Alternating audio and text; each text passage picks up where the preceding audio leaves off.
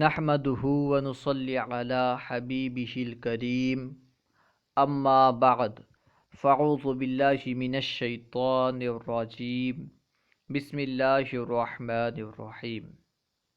معزز سامعین کرام، السلام علیکم ورحمۃ اللہ وبرکاتہ۔ بظاہر یہ جملہ مشکل نظر آتا ہے کیونکہ اس جملے میں ایک ہی طرح کے 3 الفاظ آ گئے، اس لیے ایسا لگتا ہے کہ یہ جملہ مشکل ہے، اس کی ترکیب بھی مشکل ہوگی۔ میں آج انشاءاللہ عز و جل اس کا ترجمہ اور ترکیب پیش کروں گا۔ نہ تو اس کا ترجمہ مشکل ہے اور نہ ہی اس کی ترکیب مشکل ہے۔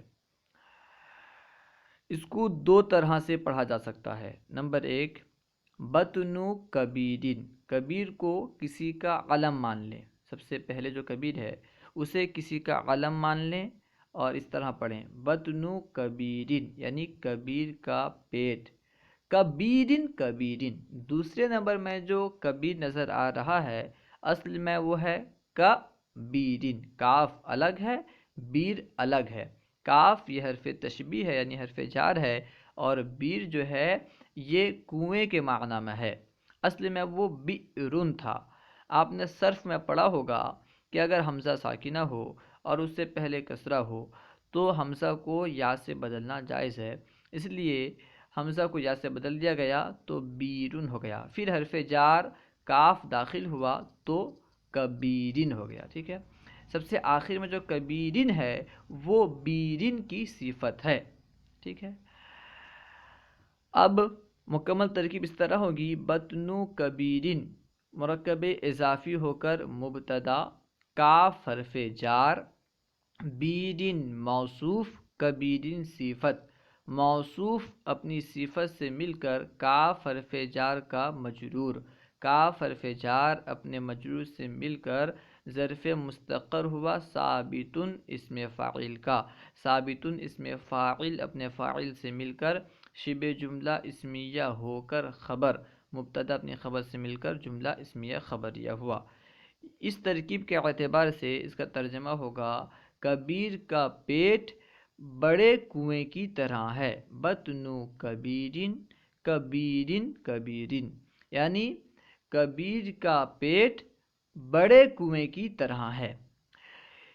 اور دوسری ترکیب اس طرح ہو سکتی ہے کہ بطنن کبیرن، بطنن کبیرن کبیرن کبیرن، آخر میں جو ہے کبیرن کبیرن وہ اپنی حالت پر باقی رہے گا، شروع میں بس بطنن کبیرن پڑھنا ہے۔ تو کیا معنی ہوگا کہ بڑا پیٹ بڑے کنویں کی طرح ہے۔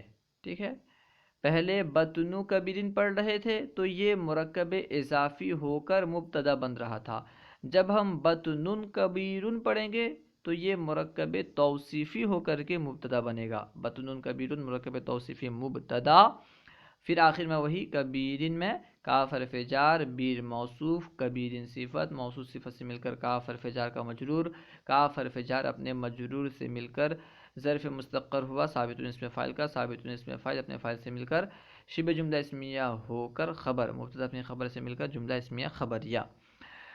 دوسری ترکیب کے اعتبار سے ترجمہ ہوگا کہ بڑا پیٹ بڑے کنویں کی طرح ہے۔ اللہ و رسولہ اعلم۔ اگر آپ کو ہماری یہ ویڈیو اچھی لگی تو لائک اور شیئر کرنا نہ بھولیں اور اپنے اچھے مشورے سے نوازیں۔ اگر آپ نے ابھی تک ہمارے چینل فیضان درس نظامی کو سبسکرائب نہیں کیا تو ضرور سبسکرائب کریں۔